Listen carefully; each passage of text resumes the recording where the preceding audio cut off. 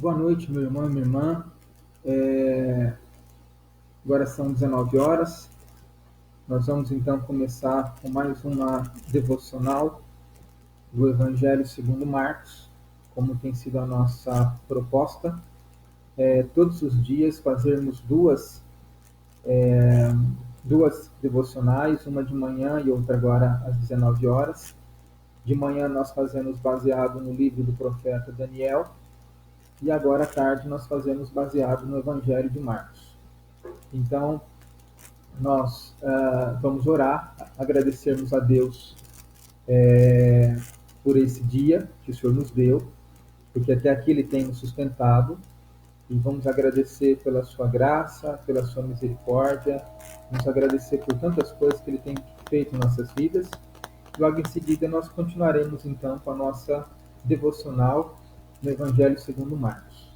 Eu os convido a fechar os olhos, nós vamos orar e vamos colocar nossas vidas na presença de Deus. Quero dar as boas-vindas à Ana Rosa, ao Daílson e a todo outro irmão que está conectado, mesmo que não se manifestou, mas que está conectado, que Deus o abençoe. Eu os convido a orarmos agora. Ó Pai, em nome de Jesus, nós te louvamos e agradecemos ao Senhor por este dia que nos deu e por tantas bênçãos que tens dado às nossas vidas e à nossa família. Obrigado por nos livrar de perigos durante o dia de hoje. E agora, ó Deus, que caminhamos para o final deste dia, nós nos reunimos para estudarmos a Tua Palavra no Evangelho segundo Marcos.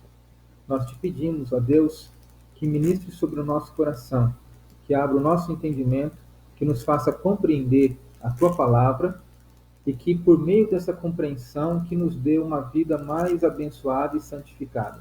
É em Jesus que nós oramos. Amém. Meus irmãos, eu os convido então a abrirmos a Bíblia no Evangelho segundo Marcos, no capítulo de número 1, e os versos que leremos hoje são os versos 7 e 8. O Evangelho segundo Marcos, capítulo de número 1, versos 7 e 8.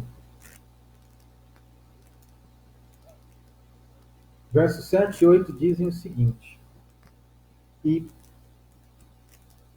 pregava, dizendo: Após mim vem aquele que é mais poderoso do que eu, do qual não sou digno de, curvando-me, desatar-lhe as correias das sandálias. Eu vos tenho batizado com água, ele, porém, vos batizará com o Espírito Santo. Aqui Marcos continua a falar sobre o ministério de João Batista. E aqui Marcos menciona a fala de João Batista. Aqui João Batista ainda está unido ao bloco inicial, que vai do verso 2 até o verso 6. Essas duas frases aqui fazem parte da mensagem que ele estava dizendo ali a partir do verso 2, que Marcos estava falando de João Batista no verso 2. E aqui é uma manifestação que Marcos dá de si mesmo, que João dá de si mesmo em relação a Jesus. Ele faz um contraste. Você deve se recordar que no versículo 5 do capítulo 1, Marcos relata que toda a circunvizinhança do Jordão saía para ouvir João. Então, João, com receio de que as pessoas o confundissem com o próprio Messias, ele deu um relato sobre si mesmo, com a finalidade que os irmãos entendessem que ele não era o Messias. E que relato foi esse? O verso 7, ele disse: Após mim vem aquele que é mais poderoso do que eu, do qual não sou digno de, curvando-me, desatar-lhe as correias das sandálias. Essa ideia de humildade que João Batista está colocando aqui, ele ilustra com a vida do servo em relação ao Senhor. Quem era da época entende exatamente o que estava sendo dito aqui. Por quê? Porque os senhores, quando eles tinham servos, eles tinham dois tipos de servos: aqueles que trabalhavam em suas casas e aqueles que eram seus escravos. Os servos, eles estavam dispostos a fazer muitas coisas pelos seus senhores. E os escravos estavam dispostos a fazer qualquer coisa pelos seus senhores. Então, Veja bem a distinção entre servos e escravos. Os servos dispostos a fazer muitas coisas, os escravos dispostos a fazer qualquer coisa. E era serviço do escravo, aquele servo mais humilde de todos os outros, quando seu senhor chegava de uma jornada, de uma viagem, você se recorda que naquela época os sapatos eram sandálias. Então, quando o senhor voltava, não era reputado ao servo tirar as sandálias, porque isso era um trabalho de uma classe ainda mais inferior. Então, seria a classe dos escravos, que tinham o trabalho de tirar as sandálias do seu senhor com o objetivo de proporcionar a eles um conforto maior, um descanso maior em relação à viagem. Então, muito bem, João Batista está dizendo que aquele que vem depois dele, ele, João Batista, não é digno nem de, curvando-se, desatar-lhe as correias das sandálias. Ele está dizendo que ele é ainda muito mais inferior do que um escravo. Então você repare a glória que João Batista está colocando sobre Jesus. Está dizendo que Jesus, de fato, é aquele que tem toda a honra, toda a glória, é aquele que deve ser seguido, é aquele que deve ser reverenciado, não é ele, João Batista. Nós falamos um pouquinho disso ontem, quando nós falamos que o mensageiro de Deus, ele não pode fazer as coisas buscando glória para si. Ele não pode levar o conhecimento de Deus a alguém, ele não pode ensinar alguém sobre o Senhor, ele não pode fazer um sermão, uma mensagem, buscando ser reconhecido, buscando ser evidenciado pelas pessoas, mas todo o trabalho que ele precisa fazer de tal maneira que ele seja visto apenas como um instrumento, mas Jesus receba toda a honra e toda a glória, e é isso que João Batista está fazendo nesta hora. Ele está se colocando de fato como um servo humilde, o mais humilde dos humildes, ou seja, está se colocando abaixo de um escravo, sendo que ao escravo era dado esse serviço de tirar as sandálias dos seus senhores. Então aqui é um contraste que ele está fazendo entre si e Jesus como seu Senhor. O versículo 8, ele também faz um outro contraste em relação ao poder, não é? Ele diz aí no verso 8, eu, João Batista, vos tenho batizado com água. Ele, no caso Jesus, porém vos batizará com o Espírito Santo. E aqui, irmãos, é uma questão muito interessante que nós precisamos compreender. A água que João Batista batizava era um símbolo de lavagem, de limpeza, de purificação. Mas era símbolo, porque a água era pertinente para poder limpar o corpo, mas não tinha poder algum relacionado ao coração. Não tinha poder algum relacionado à sede do pecado, à nossa natureza terrena e carnal. A água do batismo, ela não tem nenhum poder, ela não regenera o coração, ela não transforma caráter. Por isso que ela é um símbolo. Agora, a Bíblia nos ensina que aquilo que transforma alguém, aquilo que transforma o caráter de alguém, é justamente o Espírito Santo. Alguém pode perguntar, mas no Antigo Testamento o pessoal não recebia o Espírito Santo? É aí que está a questão. Aqui no versículo 8, ele diz, eu vos tenho batizado com água, ele, porém, vos batizará com o Espírito Santo. Você deve se recordar que em Atos, capítulo 1, Jesus, quando estava sendo assunto ao céu, disse aos seus discípulos que eles tinham que aguardar em Jerusalém a promessa do Pai. E que promessa era essa? Era o derramar do Espírito Santo, o derramamento do Espírito Santo. Muito bem, qual que é a diferença disso que aconteceria ali em Atos 1:8, que foi o derramamento, a promessa do derramamento do Espírito Santo, que aconteceu em Atos 2, com relação à ação do Espírito Santo no Antigo Testamento? Bom, no Antigo Testamento, o Espírito Santo agia nas pessoas? Sim, ele agia. E era por meio da ação do Espírito Santo que alguém tinha fé em Deus, que alguém acreditava na palavra de Deus e que alguém se convertia ao Senhor. Mas No Antigo Testamento, o Espírito Santo não morava na pessoa. Ele agia na pessoa, mas não morava na pessoa. Ora ele agia, ora ele não agia. Ora a pessoa era passível da ação do Espírito, ora não. Um grande exemplo disso que nós temos é o rei Saul, né? Diz que quando ele foi ungido rei, o Espírito Santo então passou a agir nele. Mas quando ele desobedeceu a palavra de Deus, o Espírito Santo se ausentou dele e aí foi agir no rei Davi. Então, o Espírito Santo agia, mas não morava. E a ideia de morar aqui é que não era um agir permanente. Mas agora, no Novo Testamento, a ideia de derramar, e era também uma similaridade daquilo que João fazia com a água, aquilo que Jesus faria com o Espírito Santo, não é? Então, o derramar aqui era dar plenitude. A ideia era dar muito mais do Espírito Santo do que o pessoal tinha no Antigo Testamento. E juntamente com essa ideia de dar mais, a ideia agora é que o sentido agora é que o Espírito Santo ele desce naquela pessoa e ele mora naquela pessoa. A pessoa não é mais agora um alvo temporário da ação do Espírito Santo. O Espírito Santo agora tem uma ação permanente na vida do crente. E o apóstolo Paulo diz que essa ação permanente, ela é justamente o penhor da nossa salvação. Ou seja, como é que uma pessoa pode dar evidências visíveis de que ela é salva? Ela pode dar evidências visíveis da salvação através do fruto do Espírito.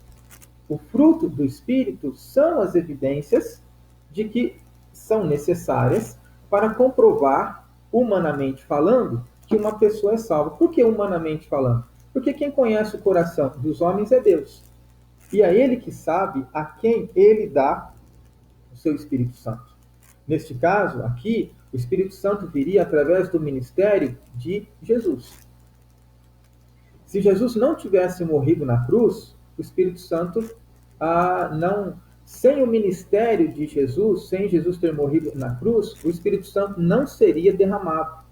Você se recorda que quando Jesus está falando com seus discípulos, no Evangelho de João, ele diz para os seus discípulos que é necessário que ele vá para o Pai, para que o Consolador venha. Então, esse vir é justamente o derramar do Espírito Santo. Então, Jesus não estaria mais com os discípulos presencialmente. Ele subiria para junto do Pai. Mas o Espírito Santo, que agora, até então, não havia feito morada na vida do crente, viria para o crente e moraria nele. E o que é que significa ter o Espírito Santo morando na vida de alguém? Se nós abrirmos a nossa Bíblia, no Evangelho segundo João, no capítulo de número 14, há uma revelação da parte do Senhor aqui, muito importante. Evangelho segundo João, capítulo 14. A partir do versículo 21, o Senhor Jesus diz, através da pena de João, através da mão de João, ele diz o seguinte, Evangelho de João, capítulo 14, verso 21. Aquele que tem os meus mandamentos e os guarda, esse é o que me ama. E aquele que me ama será amado por meu Pai. E eu também o amarei e me manifestarei a ele. Disse-lhe Judas, não os Iscariotes, de onde procede, Senhor, que estás para manifestar-te a nós e não ao mundo? Respondeu Jesus, se alguém me ama, guardará a minha palavra, e meu Pai o amará, e viremos para ele e faremos nele morada. Muito bem. Então repare agora, tá? Aqui ele disse, se alguém me ama, guardará a minha palavra, e meu Pai o amará, e viremos para ele e faremos nele morada. Então, uma vez que o Espírito Santo é derramado, o Espírito Santo é derramado, e aí junto com o Espírito Santo, quem é que vem? Deus Pai e Deus Filho. Então você que crê em Jesus como seu Senhor e como seu Salvador, você que foi perdoado dos seus pecados, tem então a Trindade, Deus Pai, Deus Filho e Deus Espírito Santo morando na sua vida. É isso que a Bíblia quer dizer com o fato de os crentes serem o templo do Espírito Santo. E aí, embora eu já falei, mas eu quero tornar a questão mais clara e sem dúvida, o que é ser, qual é a evidência de que uma pessoa é batizada no Espírito Santo? Como é que eu posso saber que uma pessoa é batizada no Espírito Santo? Bem, a evidência não é falar em línguas. Então, muitas pessoas falam, o sujeito é batizado no Espírito Santo se ele fala em línguas. No Novo Testamento isso acontecia, porque no Novo Testamento a palavra estava sendo espalhada de uma forma sobrenatural para todas as nações. Então era necessário que os cristãos falassem em outras línguas para levar a palavra de Deus a todas as nações humanas. As línguas em questão aqui, que a Bíblia fala, são línguas humanas. Não tem nada a ver com língua de anjo, não tem nada a ver com língua estranha. O que é uma língua estranha? Ora, uma língua estranha é uma língua desconhecida do ponto de vista de quem ouve. Se eu não sei chinês, o chinês para mim é uma língua estranha. Agora, não tem nada a ver com língua de anjo, até porque anjo não tem língua, anjo não tem boca, anjo é um ser espiritual. Nós nem sabemos como é que eles se comunicam entre si, mas com toda certeza não é dessa maneira articulada que os seres humanos falam. Se nós abrirmos a Bíblia em Atos dos Apóstolos, capítulo 2, nos dará aqui uma lista das nações que estavam reunidas em Jerusalém. Mas por que as nações estavam reunidas em Jerusalém? Tratavam-se de judeus que haviam nascido em outras nações que não Jerusalém, que não ali em Israel. Eles eram judeus de pai e mãe, de sangue, mas estavam espalhados em outras nações. Ora, por serem judeus, na época das festas, se reuniam em Jerusalém. Ok? Então, se você observar aqui, em Atos capítulo 2, quando acontece o dom de línguas, então, Lucas registra o seguinte, no verso 6. Quando, pois, se fez ouvir aquela voz, afluiu a multidão que se possuiu de perplexidade, porquanto cada um os ouvia falar na sua própria língua. Estavam, pois, atônitos e se admiravam, dizendo, vede, não são porventura galileus todos esses que estão aí falando? E como os ouvimos falar cada um em nossa própria língua materna? Somos partos, medos, elamitas e os naturais da Mesopotâmia, Judéia, Capadócia, Ponto e Ásia, da Frígia, da Panfilha, do Egito, das regiões da Líbia, nas imediações de Cirene, e romanos que aqui residem, tanto judeus como prosélitos, cretenses e arábios.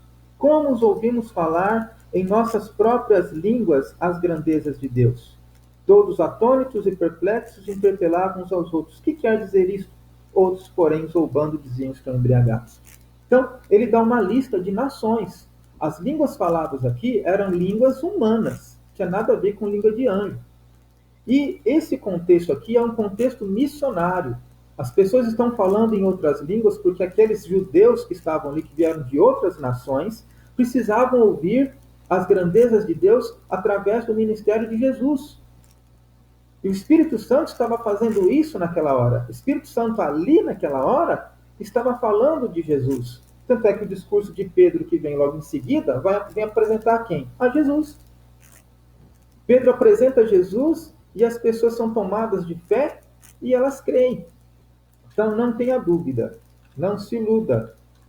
O dom de línguas na Bíblia não tem nada a ver com língua de anjo.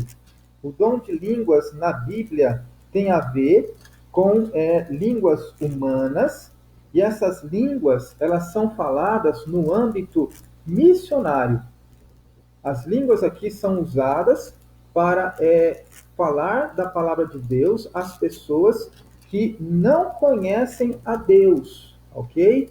Na igreja precisa ser falada a palavra de Deus na língua do povo, para que haja entendimento. E essa era também a opinião de Paulo. No primeiro livro, na primeira carta de Paulo aos Coríntios, no capítulo 14, a partir do verso 20, ele diz assim: irmãos, não sejais meninos no juízo, na malícia sim sede crianças. Quanto ao juízo, sede homens amadurecidos. Na lei está escrito: falarei a este povo por homens de outras línguas e por lábios de outros povos, e nem assim me ouvirão, diz o Senhor. De sorte que as línguas constituem um sinal não para os crentes, mas para os incrédulos. Mas a profecia não é para os incrédulos, e sim para os crentes. Se, pois, toda a igreja se reunir no mesmo lugar e todos se puserem a falar em outras línguas, no caso de entrarem indoutos ou incrédulos, não dirão porventura que estáis loucos? Porém, se todos profetizarem e entrar algum incrédulo ou indouto, é por todos convencido e por todos julgado. Tornam-se manifestos os segredos do coração, e assim, prostrando-se com a face em terra, adorará a Deus, testemunhando que Deus está de fato no meio de vós. Então, você repare que as línguas aqui, Paulo está dizendo que não é para os crentes, são para os incrédulos. Então, o dom de línguas, naquela ocasião, era uma ferramenta missionária. Ora, se não é o dom de línguas, então, que manifesta que uma pessoa é batizada com o Espírito Santo, o que é? É a nova vida, meus irmãos. É o regenerar, é a conversão, a transformação de vida. Uma pessoa que é verdadeiramente batizada com o Espírito Santo, ela é uma nova criatura, ela é uma outra pessoa. As antigas coisas passaram. O batismo com o Espírito Santo é a mesma coisa que ser regenerado, ter o coração regenerado por Deus. O apóstolo Pedro, ele concorda com essa visão quando ele diz na sua primeira carta, no terceiro capítulo, na sua primeira carta, no primeiro capítulo, no terceiro verso, ele diz assim: bendito Deus e Pai de nosso Senhor Jesus Cristo, que segundo a sua muita misericórdia, nos regenerou para uma viva esperança mediante a ressurreição de Jesus Cristo dentre os mortos.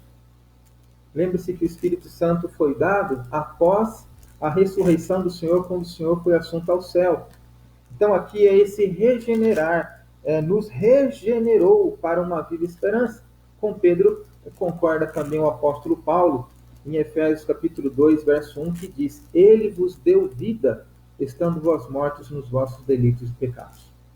Então, a evidência do batismo com o Espírito Santo é uma vida transformada. O crente verdadeiro, ele não pode ser a mesma pessoa, ele não pode ter os mesmos hábitos de antes de conhecer ao Senhor, ter após conhecer ao Senhor. O crente verdadeiro, ele deixa a sua vida de pecado lá atrás, antes de conhecer a Cristo. Quando ele conhece a Cristo, ele deixa o pecado. Ele não peca mais constantemente, ele não tem mais os mesmos valores que tinha antes, ele não busca mais as mesmas coisas que ele buscava antes. Pelo contrário, ele não dá nem lugar à sua própria natureza terrena. Agora ele quer ser cheio da vontade de Deus. Para ele estar feliz, ele, não é o outro, ele precisa ser achado no caminho de Deus. E era isso que João estava dizendo àqueles que o assistiam. Depois de mim, virá alguém que vos batizará com o Espírito Santo. Essa que era a diferença entre João e Jesus. Bom, o que é isso importante para nós? Então, a questão do batismo com o Espírito Santo já está claro, de que o crente verdadeiro, obrigatoriamente, ele precisa ser uma pessoa diferente daquela que ele era lá atrás. Essa história de que mudou muito não é suficiente. Ele precisa ser uma pessoa diferente, porque ele foi perdoado, ele foi feito novo, a Trindade mora nele, é uma nova criatura. Agora, sobre o fato de João Batista dizer que não é digno nem de desatar as correias das sandálias de Jesus, essa é uma outra questão que nós precisamos entender. João Batista foi o maior dos profetas. O maior dos profetas ele foi. Agora, sendo o maior dos profetas, ele se achava, e não era uma visão particular dele, era a visão correta de como se coloca um servo de Deus, ele se achava indigno de desatar as correias da sandália do Messias. Então perceba você que Jesus é nosso amigo? É. Jesus é nosso irmão, nós somos adotados por Deus Pai e, portanto, passamos a ser irmãos adotivos de Jesus? Sim. Nós temos intimidade com Jesus? Sim. Nós temos liberdade de acesso com Jesus e com o Pai por causa de Jesus? Sim. Mas Jesus continua sendo Deus e nós continuamos sendo homens. Essa diferença nunca será nivelada. Ele sempre continuará sendo Deus e nós sempre continuaremos sendo homens criados por Deus. Significa que a nossa piedade, a nossa reverência, o nosso amor, o nosso respeito para com Jesus precisam ser excepcionais.